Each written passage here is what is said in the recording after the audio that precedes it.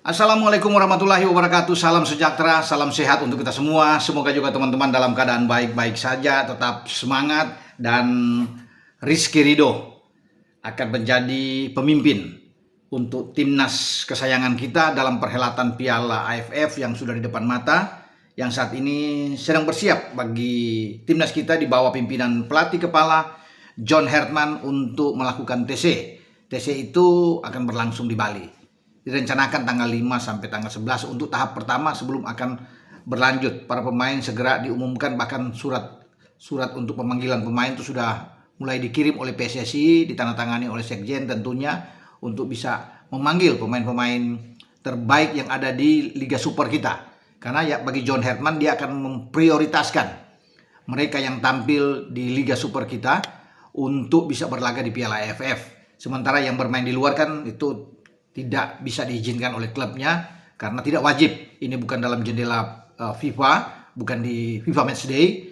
Maka Jai Isyes dan kawan-kawan, Emil Audero, ya kemudian Martin Pas, Justin Hapner, semua yang ada di luar, ya termasuk Joe Pelupesi, Ragnar, itu oleh Romani, ya tidak akan diizinkan untuk bermain karena sedang mempersiapkan juga untuk pramusim yang menghadapi kompetisi yang baru di musim kompetisi 2026-2027. Maka tidak mengapa John Herman tetap yakin dengan kondisi yang ada saat ini mengambil pemain-pemain yang ada di Liga Super, yang saya pikir ini juga mewah.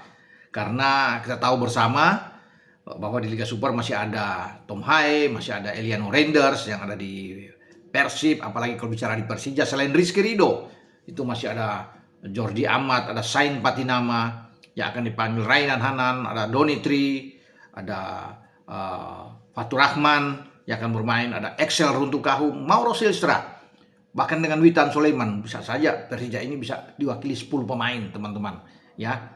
Dan khusus untuk sang kapten Ridho, ini sudah bisa dipastikan dia yang akan memimpin, mendapatkan ban kapten untuk bisa bermain di Piala AFF yang nantinya akan berlangsung pada tanggal 24 Juli ya, bulan ini, sampai 26 Agustus. Jadi sudah dekat teman-teman ya, tinggal hitungan hari saja bahwa tim kita akan bertarung 2 kali bermain di kandang, 2 kali tandang. Di kandang kita tahu bersamalah, di kandang akan menjamu Kamboja tanggal 27 Juli dan kemudian akan menjamu Vietnam pada tanggal 3 Agustus. Sementara 2 tandang melawan Timur Leste pada tanggal 31 Juli, kemudian menghadapi Singapura pada tanggal 7 Agustus.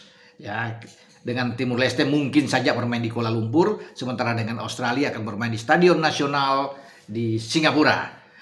Oke, Rizky Ridho juga pasti menyambut dengan baik. Saya pikir kepercayaan yang diberikan oleh John Herman terhadap dirinya, dan dia siap untuk bisa bermain membela timnas kita, dan posisi dia tidak tergantikan di belakang.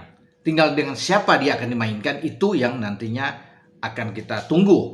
Karena John Herman punya beberapa alternatif, punya opsi-opsi yang untuk bisa mendampingi Ridho di jantung pertahanan kita. Entah bermain dengan 3-4-3, pola skema yang akan dimainkan oleh John Herman, atau dengan 4-4-2, 3-5-2, itu urusan bagi John Herman teman-teman ya.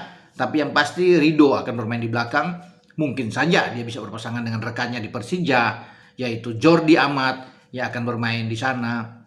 Ada pemain-pemain lainnya, Brahim Fatari juga pasti akan dipanggil untuk bisa mengisi. Ada Mo Ferrari yang ada dalam daftar mungkin yang ada akan bermain. Jadi kita akan nantikan, sebenarnya kita menunggu Komang Teguh ya. Kalau Komang ada itu duet, dia punya chemistry dengan Rizky Ridho. Ya, kita masih ingat bagaimana di zaman STM memimpin tim U23 kita kan di Piala Asia. Itu di belakang itu ada Komang dan Ridho yang bermain luar biasa. Sampai di SEA Games juga meraih medali emas. Itu dua ini yang baik dengan Ridho sebagai kapten. Makanya kalau ini dipanggil, itu yang menarik ya. Walaupun nama Komang kita tahu kan tidak ada dalam daftar 23 pemain yang sudah diumumkan sebelumnya oleh John Herman, itu tidak ada namanya. Tapi siapa tahu untuk kloter berikut ada tersedia.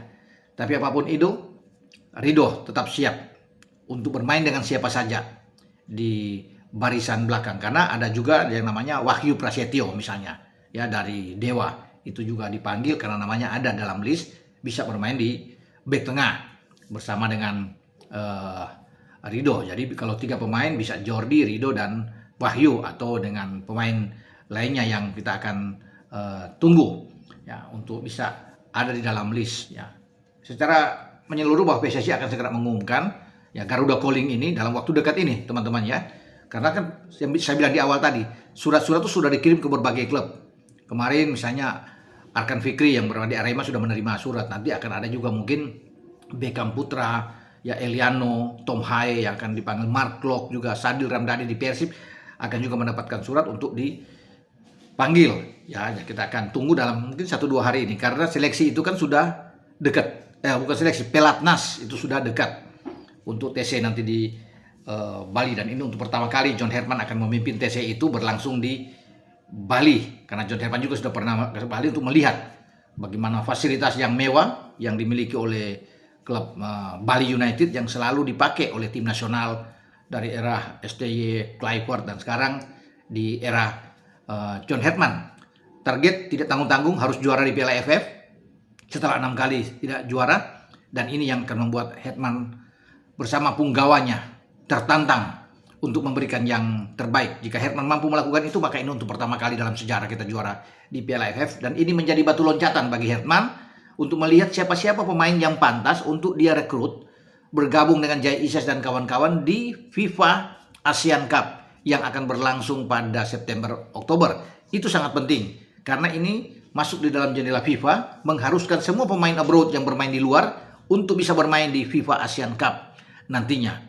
Nah, ini akan bergabung dengan pemain-pemain pilihan setelah tampil di Piala AFF untuk bersatu, karena target juga di FIFA ASEAN Cup ini kita bisa menjadi juara di saat pertama kali FIFA mengadakan event ini, turnamen ini, dan siapa tahu kita menjadi tuan rumah, siapa tahu ya nantinya itu akan jauh lebih baik. Oke, dengan saya Bung Ropan berbicara soal Rizky Ridho yang ditunjuk menjadi pemimpin nantinya di Piala AFF.